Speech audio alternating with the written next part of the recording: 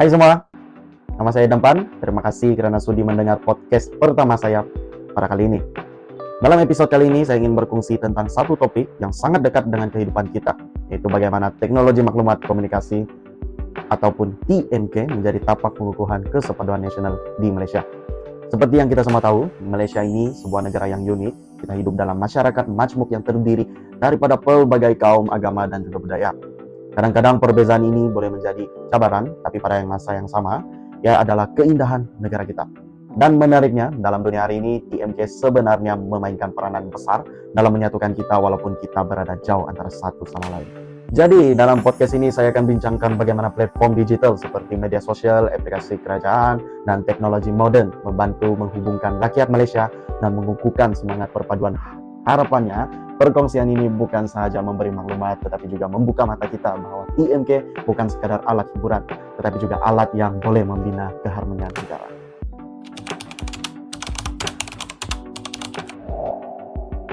Pertama sekali, bila kita cakap pasal TMK sebagai tapak pengukuhan perpaduan, perkara yang paling dekat dengan kita ialah media sosial. Sebab jujur, hampir semua rakyat Malaysia ada Facebook, TikTok, Instagram, ataupun WhatsApp. Dan menariknya, platform inilah yang sebenarnya menyatukan ramai orang tanpa kita sadar. Melalui media sosial, kita boleh lihat pelbagai budaya di Malaysia secara harian. Contohnya, bila tiba musim perayaan, kita dapat lihat video Keamatan, Gawai, Deepavali, Tahun Baru Cina, Christmas. Semuanya muncul dalam timeline kita. So, orang Sabah, Sarawak, dan juga Semenanjung berkongsi budaya masing-masing. Dari situ, kita belajar tentang makanan tradisi, pakaian, tarian adat, dan sensitivity kaum lain. Memang sebelum ini kita jarang jumpa benda begitu secara fisikal. Tapi dengan adanya media sosial, kita dapat membuka pintu untuk kita lebih memahami satu sama lain. Selain daripada itu, media sosial juga jadi ruang untuk rakyat Malaysia saling menyokong dalam masa susah. Kita ambil contoh semasa pandemik dulu. Ramai kongsi bantuan bakul makanan buat kutipan derma, kongsi lokasi orang yang memerlukan. Jadi daripada insiden itu, kita nampak rakyat dari pelbagai kaum, tanpa kira bangsa apa, sama-sama membantu. Semangat kita jaga kita, itu sebenarnya contoh terbaik bagaimana TMK boleh menyatukan rakyat Malaysia dalam satu tujuan bersama.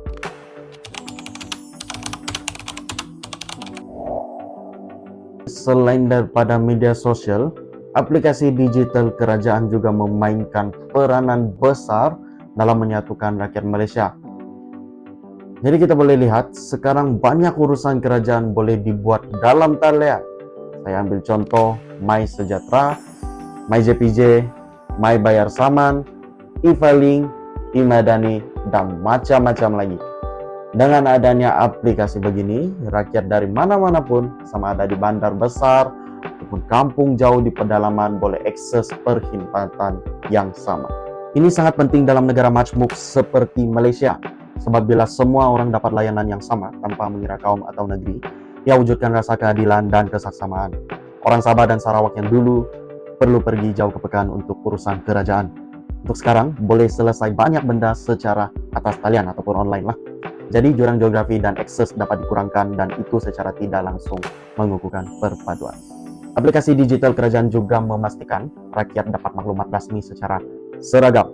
Contohnya, masa COVID-19 dulu, MySejahtera bukan sekadar aplikasi kesihatan, tapi jadi platform untuk maklumat rasmi supaya rakyat tidak keliru dengan berita palsu. Jadi situasi ini membantu kita bersatu mengikut arahan yang sama dan mengelakkan kekecauan lah. Bila semua rakyat dapat info yang tepat daripada sumber yang sama, konflik itu dapat dielakkan dan kepercayaan kepada kerajaan pun dapat meningkat.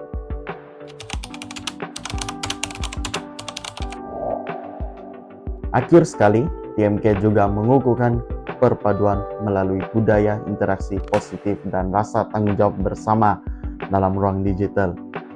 Kita ambil contoh hari ini, ramai rakyat Malaysia menggunakan platform digital bukan hanya untuk hiburan, tetapi juga untuk berkongsi ilmu, ide, dan membantu antara satu sama lain.